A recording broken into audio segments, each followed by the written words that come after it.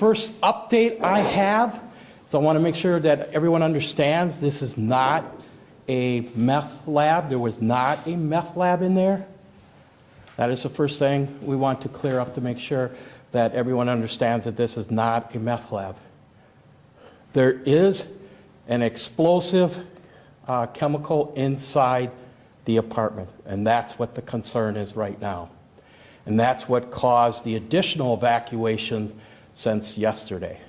We did an initial evacuation, then we expanded that evacuation based on information we received. So I'll start from the beginning. What happened was yesterday at approximately 1 o'clock, Dodge County Central Dispatch received a report of an explosion at 109 Canop Drive. That's an apartment building there. There's numerous buildings.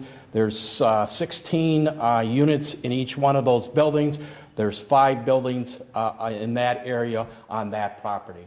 When our officers arrived there, they have observed that a window had blown out of the top of the apartment building, and the window frame and other construction material from the building was laying out on the ground in front of the apartment. They also noticed that there was heavy structural damage to the front entrance door, and that door leads up to a stairwell. So there's a stairwell that goes up along the side of another apartment, and the actual apartment that's in question is an upper apartment. Also at that upper apartment, the patio door and some other framing around that had blown out and was leaning up against the deck. Officers then went into the scene, and when they were inside, on their way up to the stairs and in the immediate area before going up to the stairs, they noticed some structural damage to the frame of the door, the wall to the apartment down below, and they noticed on the stairwell was numerous building materials such as insulation, drywall, and other material in that hallway. Then they proceeded up to the hallway, all the damage to the ceiling.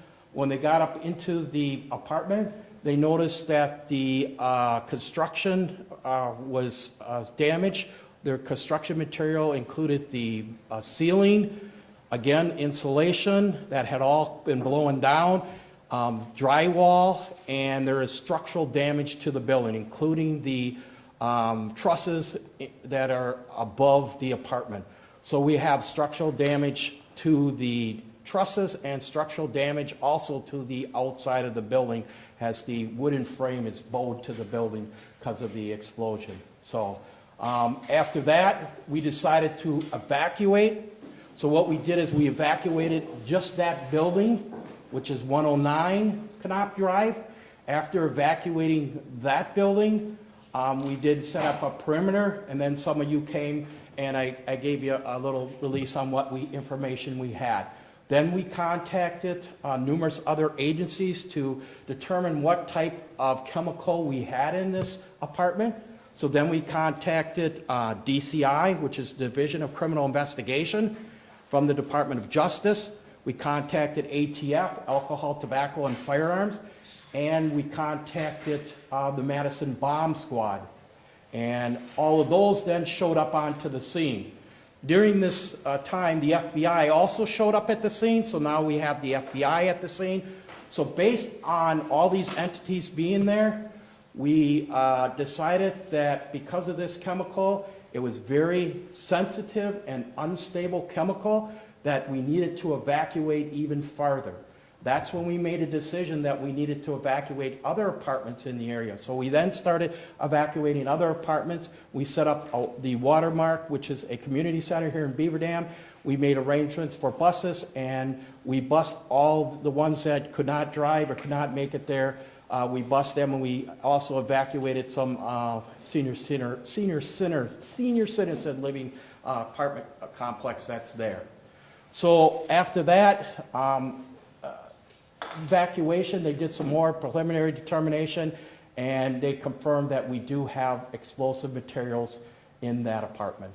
And right now, we are working. We had a meeting last night, and we had another meeting this morning at 8:30 to decide how we're going to proceed from here forward. So we're working on a plan right now to figure out how we're going to attack this apartment.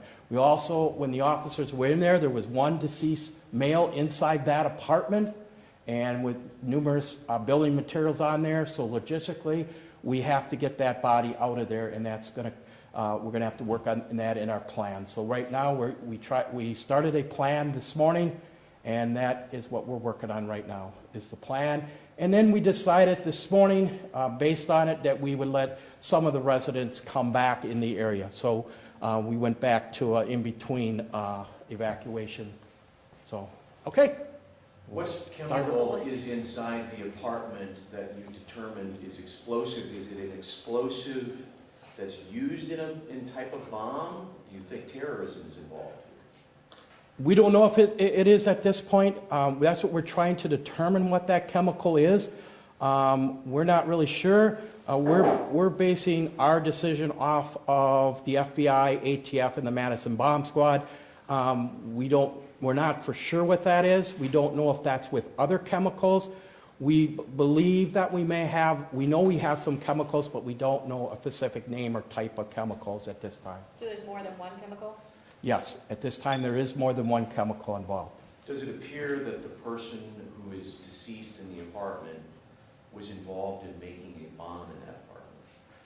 We don't know that for sure. It appears that way from the initial walkthrough when we initially entered the building, because of the explosion with all the building materials on the near or on top of the body. So we're presuming that he is, but at this time we do not know that.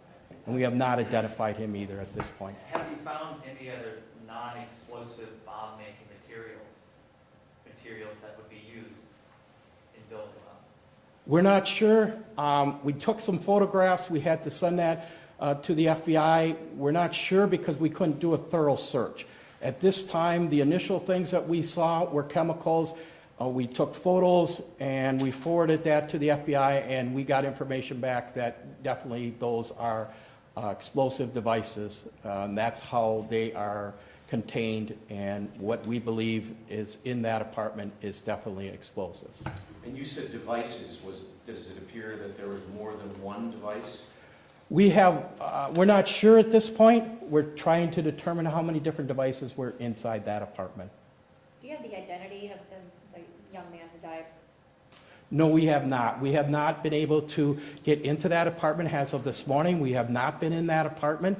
That's one of the things logistically we have to plan for, is to figure out how we're going to get in there, because we need to keep all those that go in there safe because of this unstable and sensitive chemical that any type of disruption could cause an explosion. So the body's still in there? The body is still in there, yes, ma'am. And who is that apartment rented to?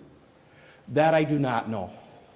Does that person who rented the apartment, is he known or is she known to law enforcement? I don't know, because we're trying to do a background right at this time to determine what we know about him, and we do not believe we've had contact with him locally. We don't know if it's outside the area, but he is the person that rents there. But we do not know if that's the deceased person at this time. How long has he rented that unit? He's been there a couple months, we believe. Can you identify the chemical to us? Was it Tovex or? I cannot at this time. No, I cannot. Sorry. And have you been able to locate the person who rented that apartment? No, we have not been able to locate the person that rented that apartment.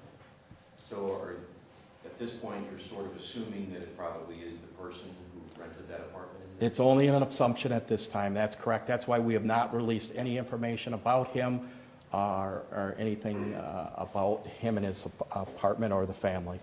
Do you all have a timeline of when people can return? Okay, what the plan is